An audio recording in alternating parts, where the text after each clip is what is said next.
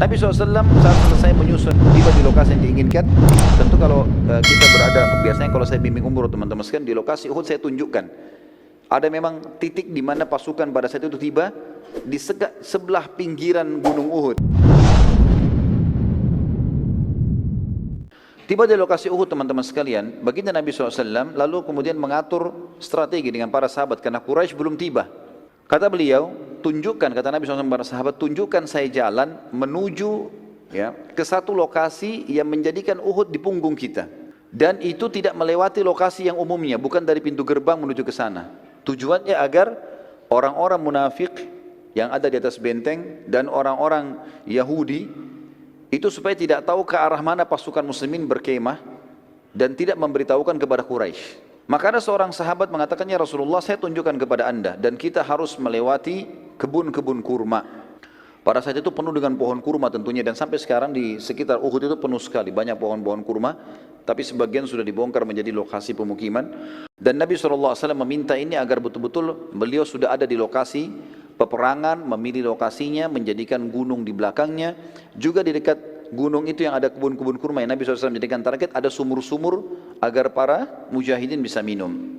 Saat tiba di lokasi itu atau sementara ke sana, mereka melewati kebun satu orang munafik namanya Rubai'i bin Qaidi. Rubai'i ini orangnya buta dan dia munafik. Dia dengar Abdullah bin Abi Salul dan teman-temannya sampaikan, pasukan Muhammad lagi menuju ke kebunmu, jangan kau biarkan lewat. Maka dia berusaha mengatakan, jangan lewat kebunku. Waktu Nabi SAW pamit baik-baik, pamit sama dia, suruh pasukan biarin lewat. Dia bilang jangan lewat kebun, nanti kalian merusaknya. Lalu terus saja dia menolak.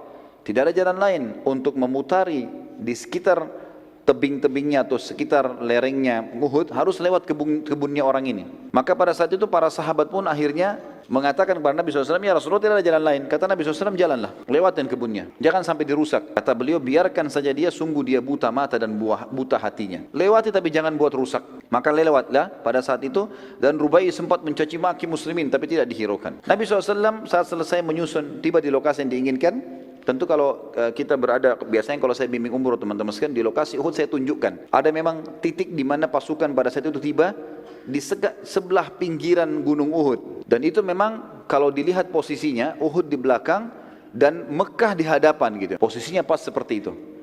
Di sebelah kirinya pasukan itu ada Bukit Pemanah. Bukit Pemanah yang berada antara lokasi pasukan muslimin dengan gerbangnya Madinah. Nabi SAW memberi instruksi penting pada saat itu kepada para pemanah, keluar 50 orang, kalian harus ada di atas sana, dipimpin oleh Abdullah bin Jubair radhiyallahu anhu. Naik di atas sini, jangan tinggalkan bukit ini sampai ada instruksi dariku, walaupun kalian lihat pasukan menang atau kalah. Pokoknya kita menang atau kita kalah, jangan tinggalkan bukit ini. Pesan.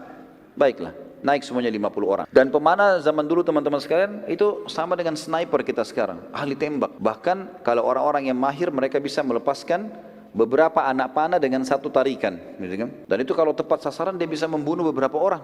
Maka ini kekuatan muslimin di situ tadi. 50 orang ditaruh di Bukit Pemanah dan 650 bersama Nabi SAW. 649, 650 sama Nabi SAW. Allah Azza wa Jal menjanjikan bila sahabat bersabar dalam perang Uhud dan patuh pada perintah Nabi SAW. Ini janji Allah.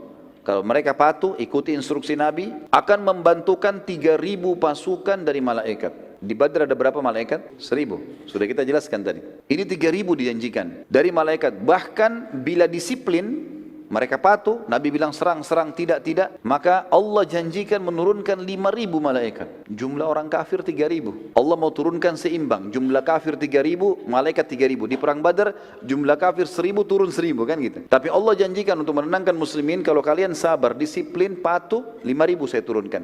Allah ceritakan dalam surah Al-Imran, surah nomor 3 ayat 123 sampai 125. A'udzu billahi minasyaitonir rajim. Wa laqad nasarakumullahu bi Badrin wa antum adhillah. Fattaqullaha la'allakum tashkurun. إذ تقول للمؤمنين ألن يكفيكم أن يمدكم ربكم بثلاثة آلاف من الملائكة منزلين بلى إن تصبروا وتتقوا ويأتوكم من فورهم هذا يمددكم ربكم بخمسة آلاف من الملائكة مسومين. Sungguh Allah telah menolong kalian dalam peperangan Badar. Waktu itu jumlahnya lebih sedikit, senjatanya lebih sederhana. Padahal kamu pada saat itu adalah orang-orang yang lemah. Karena itu bertakwalah kepada Allah supaya kalian atau kamu mensyukurinya. 1, 2, 3-nya. 1, 2, 4-nya Ingatlah, ketika kalian mengatakan atau kamu berkata, hai Muhammad, kepada orang-orang mukmin, apakah tidak cukup bagi kalian Allah membantu dengan 3.000 malaikat yang diturunkan dari langit? Ayat 125, ya pasti sudah cukup. Tapi ketahuilah, jika kalian sabar, kalian bersiap siaga, disiplin, patuh, Allah menjanjikan loh, mereka Allah akan mendatangkan, dikatakan, dan jika kalian bersabar dan bersiap siaga dan mereka datang menyerang kalian dengan seketika pun, niscaya Allah akan menolong kalian dengan 5.000 malaikat yang memakai tanda-tanda. Kata ulama tafsir yang dimaksud di sini adalah kalau para sahabat mematuhi, tidak satu pun melanggar titah Nabi SAW, pasti menang. Pasukan muslimin terdiri dari 70 orang pasukan kuda, 50 prajurit pemanah, 50 prajurit pemanah, dan sisanya pasukan pejalan kaki. Dari pasukan musyrikin Quraisy terdapat 200 personil yang menunggangi kuda, yang pada saat itu dipimpin oleh Khalid bin Walid sebelum masuk Islam. Mereka tidak ikut berperang dan tugasnya 200 orang. Dari 3.000 ini 200 ke samping medan perang. Kalau dari Bukit Pemanah itu kita bisa lihat ke arah kiri, kalau satu waktu antum mengunjungi ke sana, kalau kita lihat ke arah kota Madinah, kita akan temukan di depan kita ada seperti lembah. Lembah itu dulu agak curam dan di situ pasukan Khalid bin Walid bersembunyi. 2.800 maju masuk bersama pasukan Quraisy. Mereka tidak ikut berperang Khalid bin Walid tentunya dan memantau peperangan dari jauh dan mencoba melihat kekuatan muslimin ada di mana. Tetapi posisi pasukan 50 Khalid bin Walid ini, pasukan Khalid bin Walid yang 200 diketahui oleh 50 pemanah Nabi SAW. Maka Abdullah bin Jubair sempat mengatur strategi di atas 50 orang ini dibuat melingkari gunung. Bukit Pemanah dibuat melingkari, sehingga mereka bisa memanah ke seluruh penjuru. Termasuk ke pasukan 200 orang ini kalau mereka coba maju menyerang muslimin dari belakang.